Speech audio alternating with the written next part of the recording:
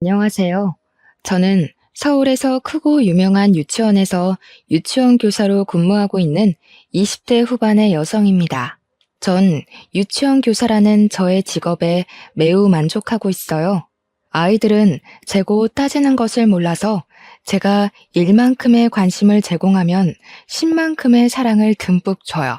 그뿐만이 아니라 제가 늦잠 자서 거지 같은 옷을 입고 머리가 산발이 돼서 출근해도 외향적인 모습들보다는 저 자신 그 자체를 좋아해줘요.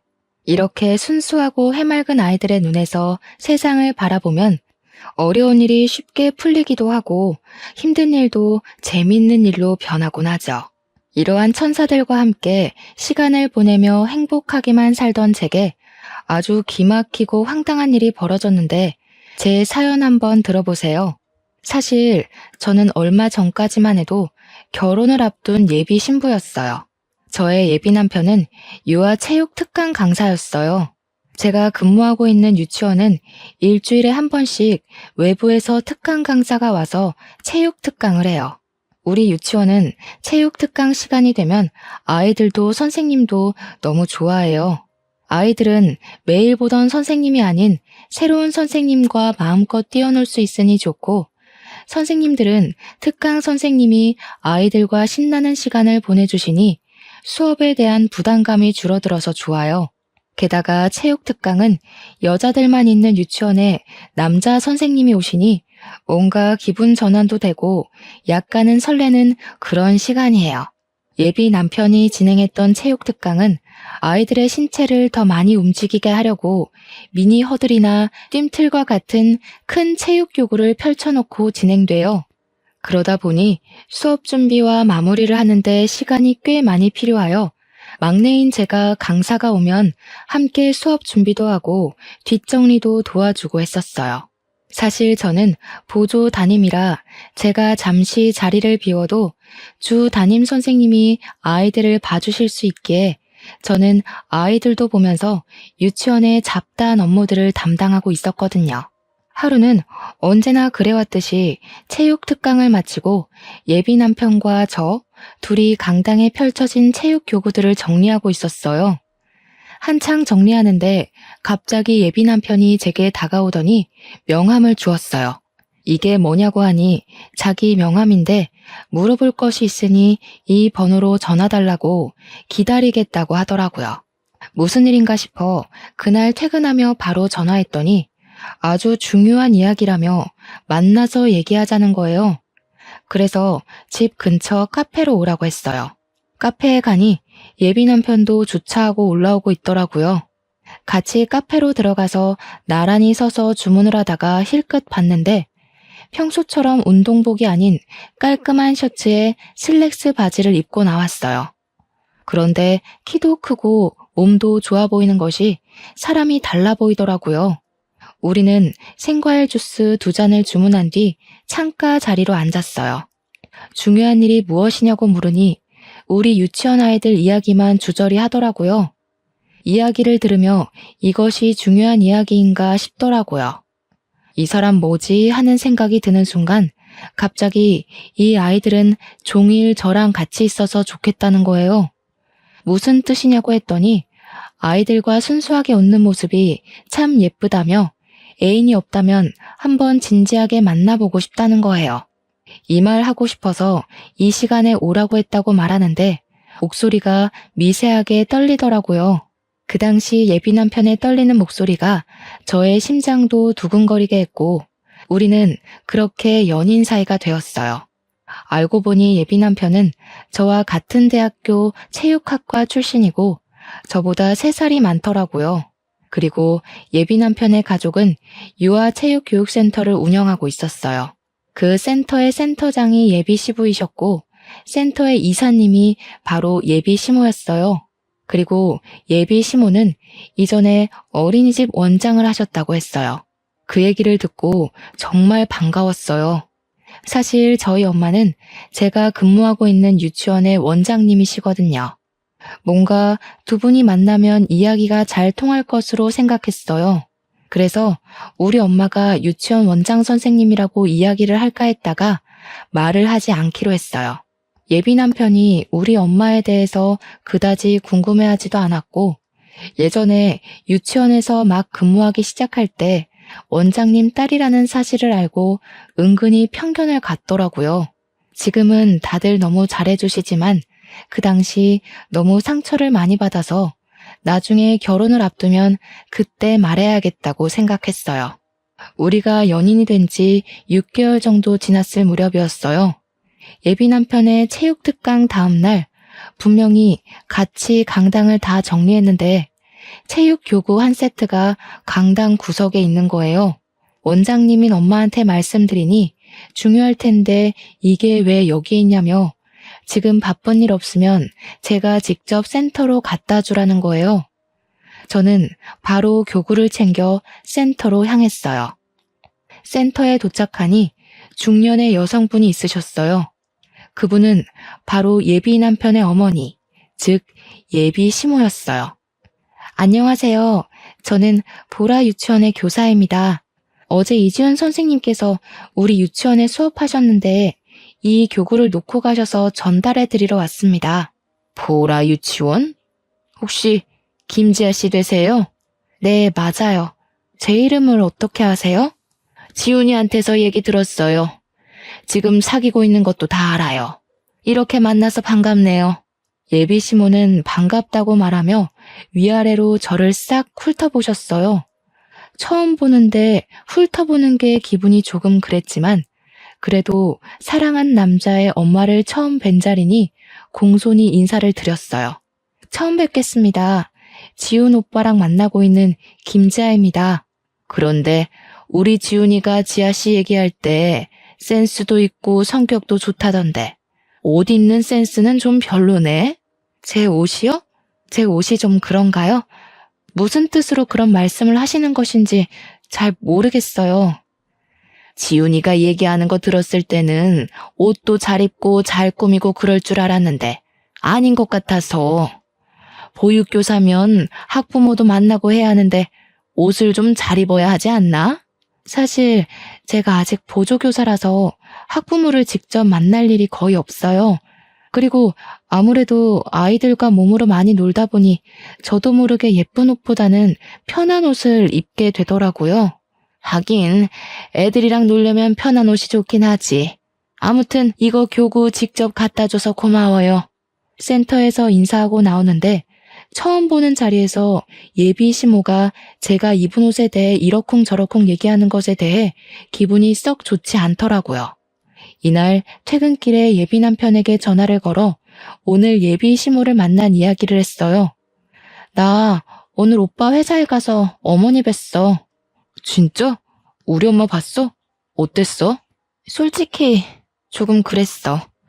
내 옷이 별로라고 하시더라고. 뭐 사실 유치원 출근할 때 옷을 편하게 입긴 해. 그런데 처음 보는데 옷 입는 센스가 없다고 하시는데 기분이 좋지는 않더라고. 대놓고 그런 얘기를 했다고? 설마 다른 얘기했는데 네가 너무 예민하게 받아들인 거 아니야? 아니야, 진짜 그렇게 얘기하셨어. 그래? 사실 엄마가 좀 말을 툭툭 내뱉으시기는 해. 그런데 말만 그러지 마음은 안 그러셔. 게다가 옛날에 어린이집 원장님도 하셔서 보육교사들의 마음 누구보다 잘 아셔. 너무 속상해하지 마. 예비 남편과 통화를 하고 나서도 기분이 영 그랬어요. 사실 제가 이런 이야기를 하면 예비 남편은 당연히 제 편을 들어줄 줄 알았거든요. 그런데 제 편을 들어주기는커녕 우리 엄마가 그런 얘기를 할 뿐이 아니라며 엄마 편을 드는데 기분이 좋지는 않더라고요. 그런데 이날 이후로 예비 남편의 행동이 뭔가 묘하게 달라졌어요. 저희 둘 다 평일에는 늦게 끝날 때가 많아 거의 주말에 만났거든요. 원래는 토요일, 일요일 둘 다 만나서 데이트를 했는데 갑자기 결혼식이다, 집안에 일이 있다, 먼 친척이 해외에서 들어왔다며 매주 주말 이틀 중 하루만 만나려는 거예요. 일이 있으니 못 만나는 건 어쩔 수 없었지만 이해가 가지 않는 것은 만나지 않은 날에는 연락이 거의 되지 않더라고요. 전화해도 받지 않았고 카톡을 하면 반나절이 지나서야 답장이 오더라고요. 왜 전화나 카톡을 못했느냐고 물으면 가족들과 같이 뭐 하고 있었다고 얼버무리는데 뭔가 좀 이상하고 섭섭하기도 했어요. 벌써 사랑이 식었나 하는 생각이 들기도 했죠. 그런데 또 막상 만나는 날에는 제가 사랑을 듬뿍 받는 여자라고 느껴질 만큼 잘해주기도 하고 함께 있는 시간이 너무 재밌었어요. 그러나 다음 주 주말이 되면 예비 남편은 이틀 중에 하루는 일이 생겨 만나지 못했고 그날은 또 연락이 끊겼었어요. 이렇게 매주 주말 이틀 동안 저의 감정은 냉탕과 온탕을 오가며 아슬아슬한 만남을 이어갔어요. 우리가 만난 지 어느덧 1년 정도가 지나고 대학교 동기이자 가장 친한 친구인 지연이라는 친구가 연락이 왔어요. 결혼식 날짜를 잡았다고 청첩장을 주겠다며 주말에 만나자고요. 저는 당연히 알겠다고 하고 약속한 주말이 되어 오랜만에 지연이를 만났어요. 일상 이야기를 한창 하다가 지연이가 제게 만나는 사람이 없냐고 물어보더라고요. 저는 유아체육특강 강사이고 우리보다 3살 위인 같은 대학교 선배라고 하며 예비 남편과 찍은 사진을 보여줬어요. 그런데 사진을 보던 지연이가 고개를 갸우뚱하는 것이 아니겠어요? 이상하다. 이 사람 어디서 본 것 같은데. 어디서 봤더라. 서울에서 유명한 체육특강 센터의 강사니까 유치원이나 어린이집에서 특강 강사로 봤을 수도 있지. 나는 유치원 행정실에 있어서 특강 선생님들 만날 일이 없는데. 근데 분명히 어디서 봤는데. 아! 예진이 남자친구. 엥? 최예진? 예진이 남자친구라고? 무슨 말도 안 되는 소리야. 사진 잘 봐봐. 사실 저와 지연이 예진이는 대학교 때 삼총사라고 불릴 만큼 꼭 붙어 다녔어요. 그렇게 졸업 후 저와 지연이는 서울의 유치원으로 취업을 하고 예진이는 경기도의 유치원으로 취업을 하면서 만나기 어려워지더니 요새는 연락을 거의 안 했던 친구예요. 아니야, 확실해. 얼마 전에 지나가는데 저기서 예진이가 누군가와 팔짱 끼고 걸어오더라고. 반가워서 나도 인사를 했지. 그런데 예진이가 분명히 내 남자친구라고 소개했어. 정말이야? 응. 숫기도 없고 말도 없던 예진이가 거리에서 남자 팔짱을 끼고 걸어오니까 반갑기도 하고 신기하기도 해서 그 남자 얼굴 엄청 유심히 봤단 말이야. 확실히 이 얼굴이야. 너 한번 확인해봐. 지연아, 진짜 미안한데 나 지금 가서 확인해봐야 할 것 같아. 너 결혼 축하해주러 왔는데 정말 미안해. 야, 지금 그게 문제야? 어서 가봐. 이해해줘서 고맙고 미안해. 결혼 준비 잘하고 결혼식 때 보자. 저는 지연이와 헤어진 후 바로 예비 남편에게 전화를 걸었어요. 전화하니 역시나 안 받더라고요. 그러나 오늘은 반드시 통화해야겠다는 생각에 받을 때까지 전화를 걸었어요. 13통째 전화를 하자 드디어 받더라고요. 지금 당장 급하게 할 말 있다고 만나자고 했더니 지금 친구 병문안 와 있어서 못 간다고 하더라고요. 그럼 올 때까지 예비 남편 집 근처 카페에서 기다리겠다고 하고 끊었어요. 카페에 가서 예진이의 SNS를 뒤져서 예진이의 사진을 찾아봤어요. 예진이가 워낙에 사진을 찍기 싫어해서 그런지 예진이 본인의 사진은 없더라고요. 그래도 사실 확인을 위해서는 예진이의 사진이 필요하다는 생각이 들어 동기들의 SNS를 뒤져서 대학교 졸업여행 때 찍은 단체 사진을 발견했어요. 다행히 거기에 예진이 얼굴이 선명히 찍혀 있더라고요. 그렇게 카페에서 한 1시간 정도 기다렸나 봐요. 카페 문이 열리더니 예비 남편이 화가 난 표정으로 오더라고요. 무슨 급한 일인데 이렇게 불러내? 퉁명스럽게 말하는 예비 남편에게 저는 예진이의 얼굴만 크게 확대해서 보여줬어요. 예비 남편은 매우 당황하는 표정을 짓더라고요. 오빠, 얘 알아? 얘? 얘가 누군데? 나 몰라.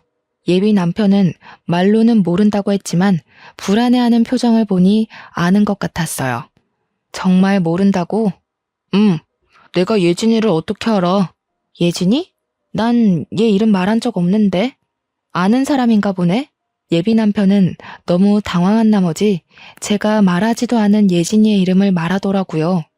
예비 남편은 뭔가 아차 싶었는지 아무 말도 못하고 고개만 푹 숙이고 있었어요.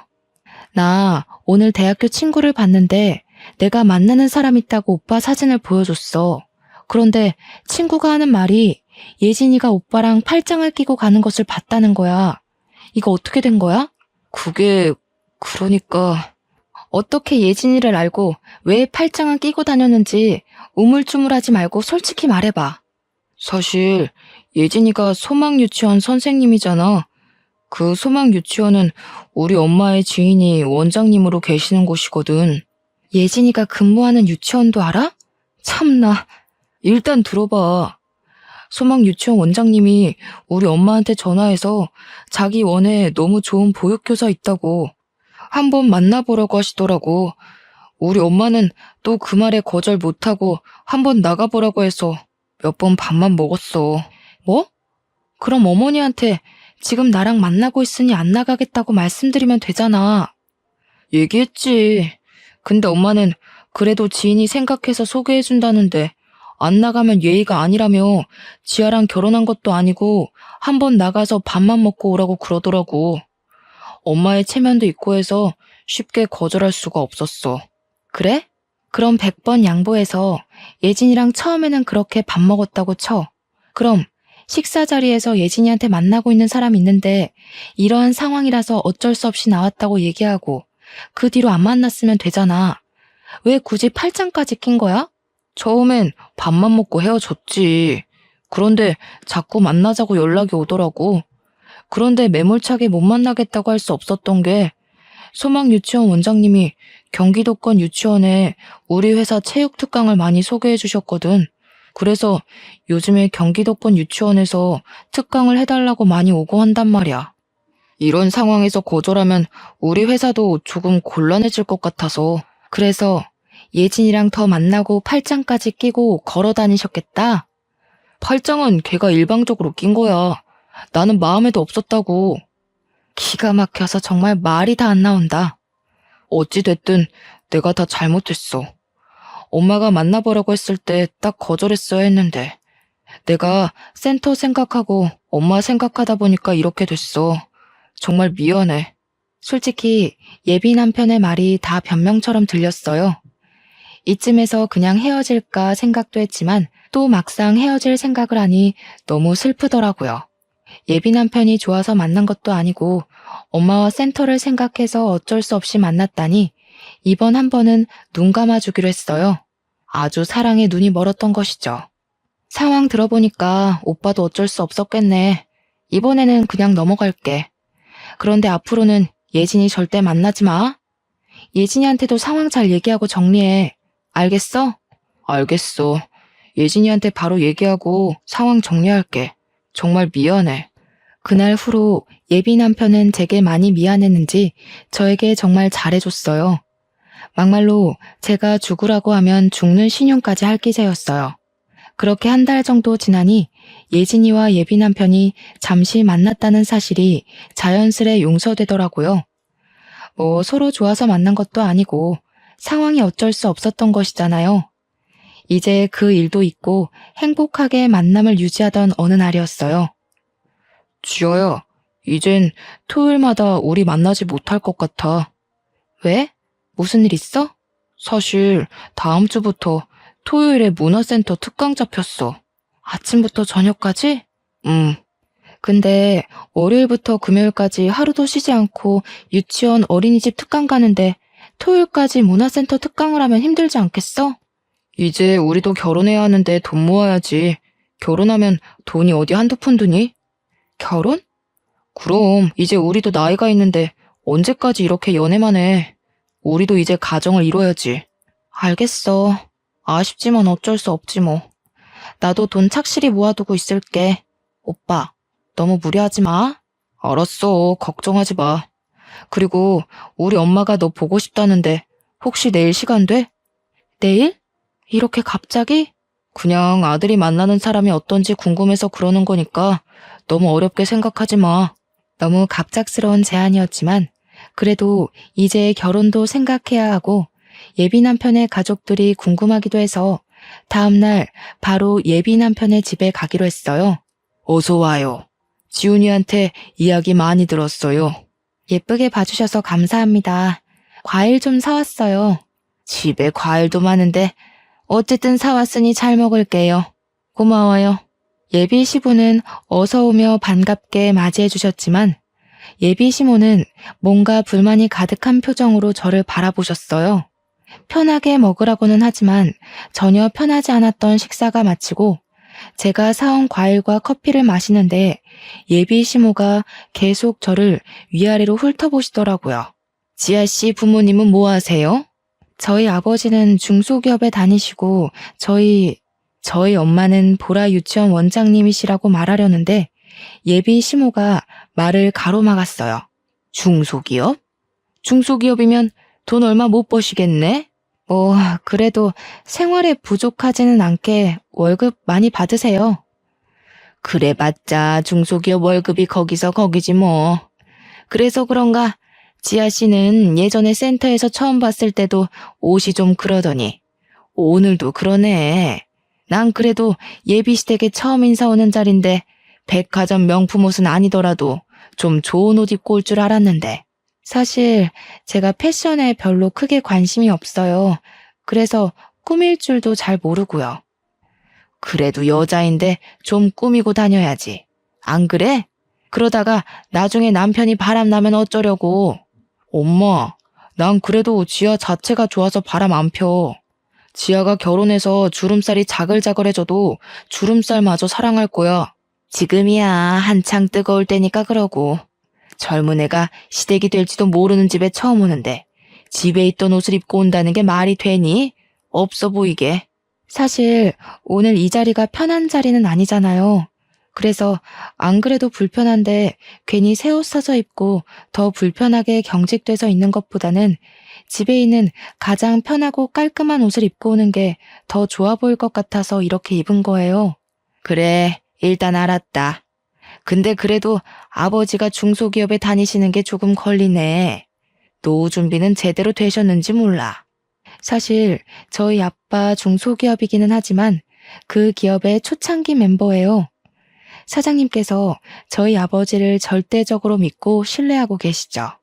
사장님은 저의 돌잔치 때도 오셔서 함께 사진 찍으시고 얼마 전에도 우리 집에 오셔서 같이 식사하시고 잠도 주무시고 가실 정도로 매우 친해요.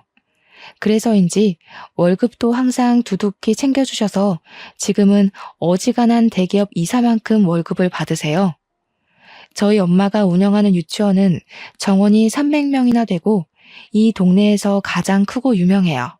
투명하고 정직한 운영으로 입소문이 자자해서 아기가 태어날 때부터 대기를 걸어놔야지 4살 때 겨우 입학할 수 있을 정도예요.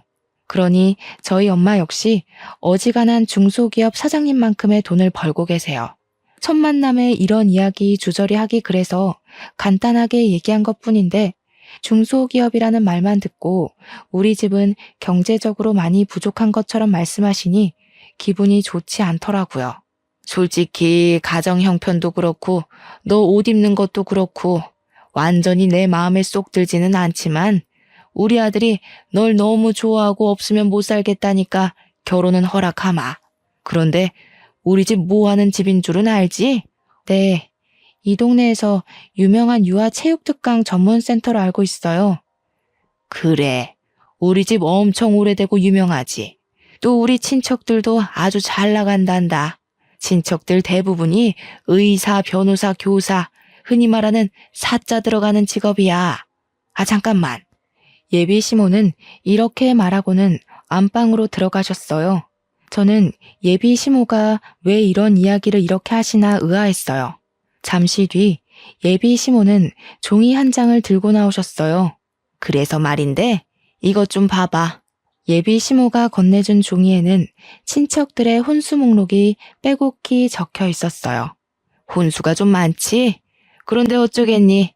사업하는 집안은 이 정도 다 한단다. 그런데 중소기업 월급으로 이걸 다 준비할 수 있으려나 모르겠네. 일단 너희 부모님께 말씀드려보고 다시 얘기해보자꾸나. 솔직히 말해서 친정 부모님 앞으로 된 땅도 있고 할아버지 유산도 있고 부모님이 절대 적지 않은 월급을 받으시니 혼수를 하는 것은 크게 문제되지는 않았어요. 그런데 예비 시모가 말끝마다 경제적으로 은근히 저희 부모님을 깎아내리시는 태도가 마음에 들지 않았어요. 저희 엄마는 아무리 어린 사람을 만나도 꼬박꼬박 존댓말을 쓰시고 학부모님들이 매일 씻지 않고 잠옷 차림으로 아이들을 맡기러 오셔도 거기에 대해서 아무 말도 하시지 않거든요. 오히려 선생님들이 뒤에서 수군대면 함부로 겉모습을 판단하는 것 아니라며 크게 혼내셨어요. 그런 엄마 밑에서 자라서 그런지 예비 시모의 말투며 행동이 정말 마음에 들지 않았어요. 그래도 실은 내색하지 않고 표정 관리 잘하며 무사히 예비 시댁과의 첫 식사 자리를 마쳤어요. 예비 남편은 저를 데려다 준다고 차에 타라고 했어요. 우리 집에 처음 온 소감이 어때? 기분 상하지 말고 들어. 솔직히 기분이 좋지는 않아. 옷 입는 것으로 뭐라고 하셔서? 우리 엄마가 어린이집 원장님이었잖아. 아무래도 여자들이 많은 직업이다 보니까 옷 입는 그것에 관해 관심이 좀 많으셔서 그래. 자기를 잘 꾸밀 줄 아는 사람이 가정도 잘 챙기고 일도 잘한다고 생각하셔서 그래. 그렇게 생각할 수도 있긴 하지만 그래도 정식으로 처음 보는 자리에서 없어 보인다고 대놓고 말씀하시는 건 좀 그런 것 같아서. 우리 엄마가 말만 그러지 사실 속은 또 엄청 여리셔. 그 부분은 내가 엄마한테 잘 얘기해 볼게. 이제 너 나랑 같이 살 사람이니까 말 좀 좋게 하라고. 그리고 또 말이야. 또? 혼수 말이야. 이거 진짜 다 해야 하는 거야? 우리 엄마 생각은 우리가 지불해가니까 이 정도는 받아야 한다고 생각하셔. 요새 집값이 좀 비싸니? 살만하다 싶으면 거의 10억 가까이 되는데. 그래서 그런 거야. 왜? 많이 부담돼? 솔직히 너무 과한 것 같아서. 요새도 이렇게 친척들까지 다 챙기나 해서. 하긴 솔직히 혼수 비용이 부담되기는 하지. 일단 그 부분은 내가 엄마한테 다시 말해볼게. 아마 엄마도 정말 다 해오라고 말씀하신 건 아닐 거야. 분명히 나한테는 여자만 데리고 오면 혼수고 뭐고 아무것도 필요 없다고 하셨거든. 그래, 알았어. 오빠만 믿어. 내가 다 해결할게. 예비 시모의 말투와 표정은 좀 그랬지만 예비 남편이 듬직하게 제 편이 되어주니 앞으로 무슨 일이 있어도 다 해결해 나갈 수 있을 것 같았어요. 예비 남편의 차를 타고 집 앞에 도착하니 친정 부모님이 나와 계셨어요. 친정 부모님과 예비 남편은 간단한 인사를 나눈 후 다음에 만나기로 약속했어요. 집에 들어오니 친정 부모님은 오늘 예비 시댁에서 어땠는지 물으시더라고요. 저는 혼수에 관해 이야기할까 하다가 예비 남편이 한 말이 생각나 그냥 얘기하지 않고 반겨주시고 잘해주셨다고만 했어요. 그래도 뭔가 예비 시모가 저를 마음에 들지 않는 것 같아 속이 상하더라고요. 저는 집 앞 마트에 간다고 하고 나와 대학교 동창이자 옆 동네 무지개 유치원의 교사인 은지에게 전화했어요. 은지는 늦은 시간에 잔뜩 가라앉은 목소리로 전화를 하니 무슨 일이 있냐고 물어보더라고요. 저는 은지에게 예비 시댁에 가서 오늘 있었던 일을 다 이야기했어요. 야, 넌 근데 없어 보인다는 소리까지 들었는데 결혼하고 싶어? 난 오빠랑 같이 살지 오빠네 엄마랑 사는 게 아니잖아. 아주 사랑의 눈이 멀었구먼. 콧대 높던 우리 지아 마음 훔친 그 오빠 얼굴 좀 한번 보자. 사진 없어? 있지. 지금 사진 보낸다. 저는 사진을 보내달라는 은지에게 바로 사진을 보냈어요. 그런데 사진을 본 은지가 이상한 소리를 하더라고요. 진짜 만나는 사람이 이 사람이야? 왜? 이 사람 체육 특강을 하는 사람 아니야? 맞아. 알아? 지아야, 놀라지 말고 들어.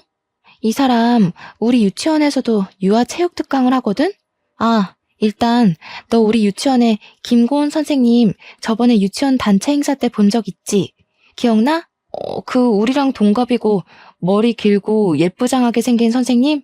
맞아. 고은 선생님이 자기 애인 생겼다고 하면서 사진 보여줬는데 이 사람이었어. 확실해? 우리가 이 선생님 특강을 얼마나 오래 했는데 설마 얼굴을 모르겠니? 그래서 우리 원에서 특강 선생님이랑 눈 맞았다고 얼마나 놀려댔는데. 저는 은지의 말에 손이 덜덜 떨리고 심장이 벌렁거려서 그 자리에 주저앉았어요. 지아야, 괜찮아? 응, 괜찮아. 근데 정말 충격이네. 네가 결혼을 생각하고 만난다길래 얘기했어. 충격적이겠지만 한번 잘 알아봐. 너만 괜찮다면 고은 선생님한테 내가 이야기할 테니까 한번 만나보고. 저는 이 상황이 너무 기막히고 황당했어요. 예비 남편은 이미 다른 여자를 만난 전적이 있는 사람이잖아요. 그때는 분명히 엄마의 체면과 센터를 생각해서 어쩔 수 없이 만났다고는 했지만 정말 그런 것인지 아니면 본인이 원해서 만난 것인지 하는 의심이 생기더라고요. 그 일 후로 갑자기 문화센터 특강을 잡은 것도 뭔가 수상쩍고요. 저는 저와 김고은 선생님 그리고 예진이 셋이서 만나 정확한 상황을 확인해 봐야겠다고 생각했어요. 은지에게 다시 전화를 걸어 김고은 선생님 전화번호를 알아낸 후 다음날 셋이 카페에서 보기로 약속을 잡았어요. 제가 먼저 이지훈이라는 유아체육 강사를 아느냐고 물어봤어요. 그랬더니 예진이는 이 사람이랑 결혼하려고 얼마 전에 상견례를 하고 결혼식 날짜를 잡았고 김고은 선생님은 어제 만나서 결혼하자고 약속을 했다고 하고요. 그 이야기를 듣고 저는 어제 지훈이 오빠 집에 다녀오고 상견례 날짜를 잡았다고 하니 예진이와 김고은 선생님이 깜짝 놀라더라고요. 예진아, 혹시 너한테도 그 엄마라는 사람이 혼수 목록 쫙 뽑아서 줬어? 그거 해야 한다길래 알겠다고 했지. 좀 과하긴 하더라고. 설마 우리 중에 혼수 다 해오는 집이랑 결혼시키려고 그러는 건가? 참네. 과한 혼수 목록 뽑아놓고 이거 다 해줄 수 있는 집이랑 결혼하려고 그러는 건가? 아들 결혼시키면서 한몫 단단히 챙기려고? 진짜 이거 쓰레기 집안이네. 가만둘 수 없어. 지금 전화해서 따질까? 우리 셋은 그 집안 사람들에게 놀아났다는 생각에 너무 화가 났어요. 상견례까지 하고 결혼 날짜까지 잡았다는 것은 우리뿐만 아니라 우리 가족까지 가지고 논 것이잖아요. 정말 화가 너무 나서 일방적으로 그냥 헤어지자고 하기엔 뭔가 속이 후련하지가 않았어요. 정말 깜짝 놀랄 복수를 하고 싶었죠. 저희는 셋이 모여 그들에게 복수할 계획을 짰어요.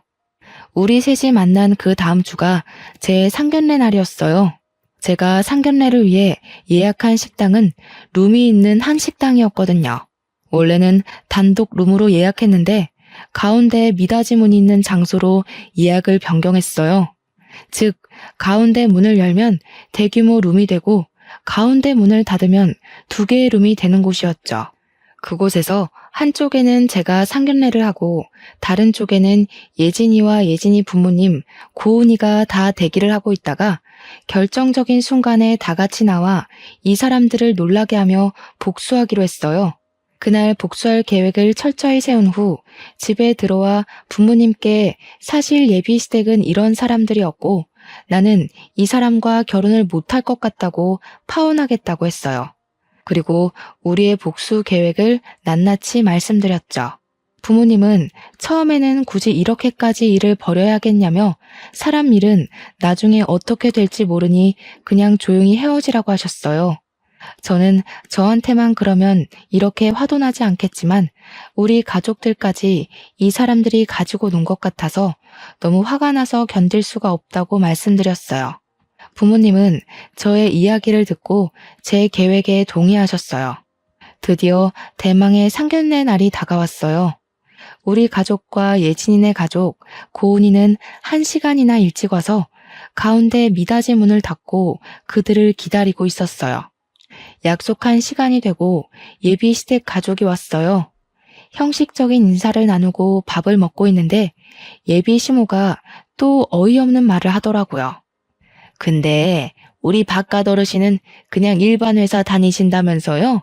그럼 요새 집값도 비싼데 괜히 집 구하고 뭐하고 하지 말고 그냥 우리 집에서 애들 시작하게 하는 건 어때요? 아무리 그래도 지아도 일하는데 시어른들 모시고 사는 건 아닌 것 같은데요. 안 싸돈. 우리 이제 가족인데 서로 같이 살며 정부치고 살아야죠. 저희야 시집 구하는 거 어렵지는 않지만 그 집안의 가전제품이나 가구들 다 드리려면 사돈도 부담스럽지 않겠어요? 저희한테 혼수도 준비하셔야 하는데. 혼수요? 지아에게 혼수 얘기 못 들으셨어요? 예. 너 엄마한테 얘기 안 했니? 예비 시모는 왜 모르냐는 표정을 지으며 이전에 제게 보여준 친척들의 혼수 목록을 저희 부모님께 보여드렸어요. 저희 친척들이 다들 사자 직업을 가졌거든요. 의사도 있고 변호사도 있고 뭐 그래요. 그래서인지 다들 결혼할 때마다 아주 혼수가 빵빵해요. 저도 많이 받았고요. 그래서 이 정도는 기본으로 하셔야 해요. 사돈, 그래도 이것은 너무 과한 거 아닌가요? 어머, 우리 바깥 사돈 모르는 소리 하시네. 요새 이 정도는 기본이에요.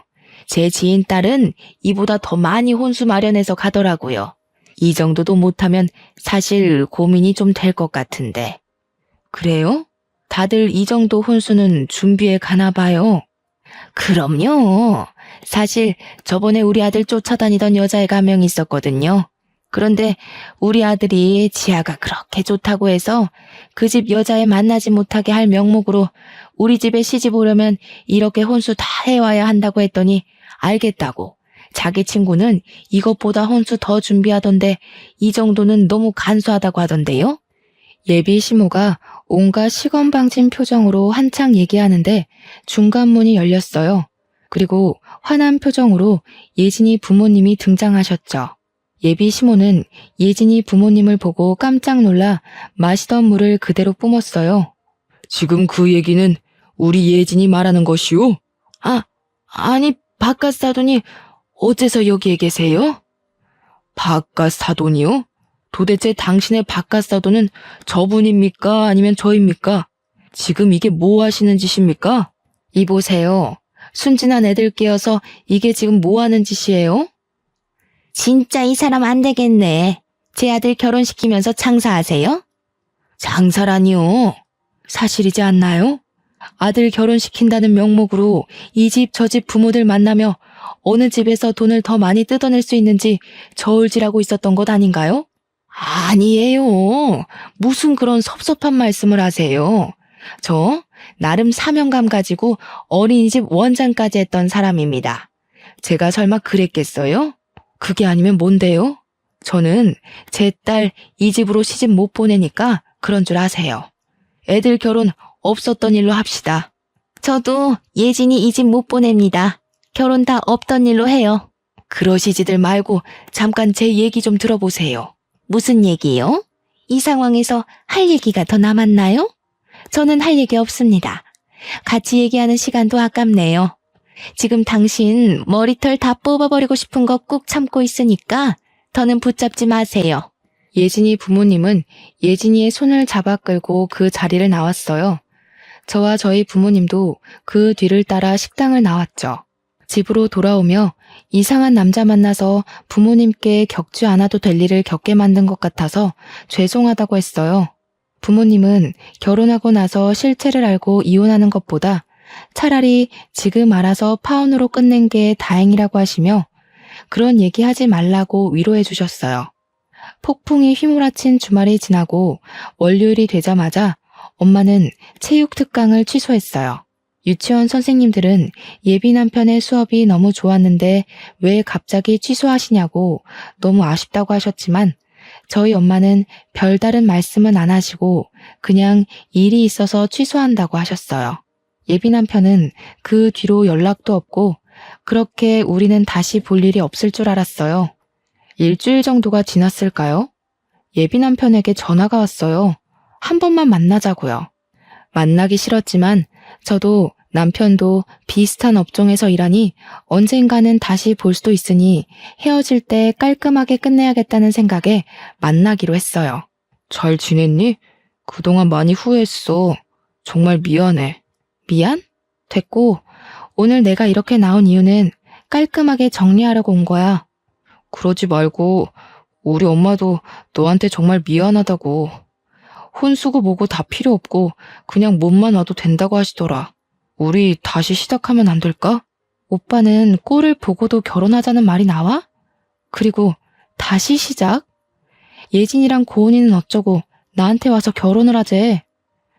엄마의 부탁에 어쩔 수 없이 예진이도 보고 고은이도 만났지만 항상 내 마음속에는 너뿐이었어. 진짜야. 엄마의 부탁? 오빠는 엄마가 부탁하면 결혼도 하고 이혼도 하겠다. 그치? 말도 안 되는 소리 하지 말고 난 간다. 우리 이제 2번 다시 보지 말자. 이렇게 저와 예비 남편은 헤어졌어요. 이제 정말 이대로 끝인 줄로만 알았어요. 저는 다시 예전처럼 저만 바라봐주는 아이들을 보며 마음의 상처를 치유하고 있었죠. 그렇게 며칠이 지났는데 유치원에 올 사람이 없는데 유치원에 벨이 울리더라고요. 저와 엄마가 인터폰을 보니 어떻게 알았는지 예비 시모가 있는 것이 아니겠어요? 엄마는 더는 할 말도 없고 지금 수업 중이니 가시라고 했어요. 그런데 나올 때까지 기다리겠다는 거예요. 솔직히 학부모들이 이 모습을 보면 곤란할 것 같아 저와 엄마는 일단 나갔어요. 무슨 일이시죠? 지금 아이들 있으니 오랫동안 얘기 못해요. 예, 그러시죠. 본론만 바로 말씀드릴게요. 사실 우리 센터가 여기 유치원과 계약이 안 되면 수익이 전혀 나지가 않아요. 아시잖아요. 특강을 하는 업체들은 유치원이 계약 해지되면 그 길로 먹고 살 방법이 없는 거. 그래서 아들이 유치원과 좋은 관계 유지해서 센터 좀 잘 운영해보고자 하는 욕심에 그랬던 거예요. 아무리 그래도 그렇지 사람 마음 가지고 그런 장난을 칩니까? 다 부족한 이 어미 탓입니다. 부디 노여움 푸시고 다 제 탓하시고 우리 아들과 지아 결혼시키면 안 될까요? 사실 저는 지아가 얘기 안 해서 우리 안사돈이 이렇게 좋은 유치원 원장님이신지도 몰랐네요. 정말 죄송해요, 안사돈. 안사돈이요? 정말 염치도 없고 경우도 없으시네요. 이게 사과로 어디 끝날 일인가요? 예비 시모는 완강하게 반대하는 엄마 앞에서 갑자기 무릎을 꿇었어요. 아니, 이게 지금 뭐 하시는 거예요? 당장 일어나세요. 안사돈, 아니, 원장님. 제가 이렇게 무릎 꿇고 싹싹 빌게요. 제가 다 잘못했어요. 제 탓입니다. 순전히 제 욕심에 여기 있는 김지아 선생님, 최혜진 선생님, 김고은 선생님께 죽을 죄를 지었네요. 죄송합니다. 이보세요. 사람들 다 보는데 일어나세요. 그리고 정말 죄송하면 이렇게 사과할 것이 아니라 평생 제 눈에서 보이지 않는 것이에요. 저는 이렇게라도 보고 싶지 않아요. 그땐 제가 잠시 미쳤었나 봅니다. 사실 제 아들의 바람길을 알고 3명의 유치원 선생님을 만난다고 했을 때 처음에는 반대했어요. 그런데 한편으로는 친척들이 부유한 며느리를 얻어 혼수를 엄청 많이 받는 것을 보니 저희도 며느리에게 조금이라도 더 혼수를 받고 싶었어요. 물론 유치원과의 관계도 더 좋게 유지하고 싶었고요. 그래서 제 욕심에 3명의 선생님 다 만나보고 가장 우리에게 이익이 되는 집안으로 정하자고 했었어요. 제가 정말 미쳤었나 봐요. 죄송해요. 정말 더는 못 듣겠네요. 제발 가세요. 이제 조금 있으면 하원 시간이라 학부모님들 오십니다. 계속 이러고 계시면 경찰 부를 거예요. 한참을 무릎 꿇고 싹싹 빌던 예비 시모는 제가 정말 경찰을 부르는 신용을 하자 그제야 가셨어요. 이것이 예비 시모의 마지막 모습이었네요. 이 일이 있고 며칠 뒤에 유치원 선생님께서 이거 원장 선생님과 저 아니냐며 동영상을 보여주셨어요. 보니까 우리 유치원 앞에서 엄마와 저 그리고 예비 시모가 함께 있던 날의 모습이 찍힌 영상이었어요. 얼굴은 모자이크 처리가 되었지만 대화 내용이 비교적 정확히 녹음되어 있었고 배경을 보았을 때 누가 봐도 저와 저희 엄마 그리고 예비 시모였어요. 이걸 어디서 보셨냐고 물으니 그날 예비 시모가 무릎 꿇고 난리를 칠 때 지나가던 누군가가 찍어서 인터넷에 올린 거예요. 이 영상은 유명 유아체육 강사의 사생활이라는 제목으로 인터넷에 삽시간에 퍼졌죠. 맘카페에서도 난리가 났어요. 아이들을 가르친다는 특강 강사가 무려 3달이나 걸쳐서 파혼당한 내용까지 퍼지고 센터 이름, 예비 시모와 예비 남편의 얼굴까지 예비 시댁의 신상이 탈탈 털렸어요. 맘카페 회원들은 감히 남의 가정을 파탄내는 강사에 우리 아이들을 맡길 수 없다며 예비시댁이 운영한 센터의 특강 수업을 거부하는 사태가 벌어졌어요. 이에 유치원과 어린이집도 학부모들이 이렇게까지 결사반대를 하니 어쩔 수 없이 모두 센터와의 계약 해지를 했어요. 그래서 결국 저의 시댁이 될 뻔했던 센터는 쫄딱 망해서 문을 닫고 지금은 어디에서 뭐하고 살고 있는지도 모르는 상황이랍니다. 여기까지가 저의 파혼 이야기입니다. 이번 일을 겪으면서 겉모습으로 사람을 섣불리 판단하지 않고 모든 사람을 존중하며 사셨던 훌륭하신 부모님께 평생에 잊지 못할 상처를 드린 것 같아 너무 죄송스러울 따름이에요. 부모님께 이런 말을 하면 결혼 전에 미리 한 것이 다행이니 그런 말 하지 말라고 하시는데 그래도 여전히 큰 불효를 저지른 것 같아 죄송하네요. 저는 이제 유치원에서만큼은 저를 엄마로 생각하고 제가 어떤 옷을 입고 못생긴 표정을 지어도 저를 보며 활짝 웃어주는 순수한 보라 유치원 아이들만 바라보고 살려고요. 물론 이러다 정말 운명의 상대가 제 앞에 나타나서 결혼을 생각할지도 모르겠어요. 그러나 또다시 그런 기회가 온다 해도 지금처럼 사랑에 눈이 멀어 부모님의 가슴에 못을 박는 일은 절대 하지 않을 거라 다짐을 해봅니다. 마지막으로 항상 제 편이 되어주시고 누가 봐도 정직한 삶을 살아오신 우리 부모님 너무 사랑합니다. 그리고 언제나 나를 웃게 하는 보라 유치원 아기들아, 너희들은 내 삶의 활력소란다. 사랑해. 지금까지 저의 사연 들어주셔서 감사합니다.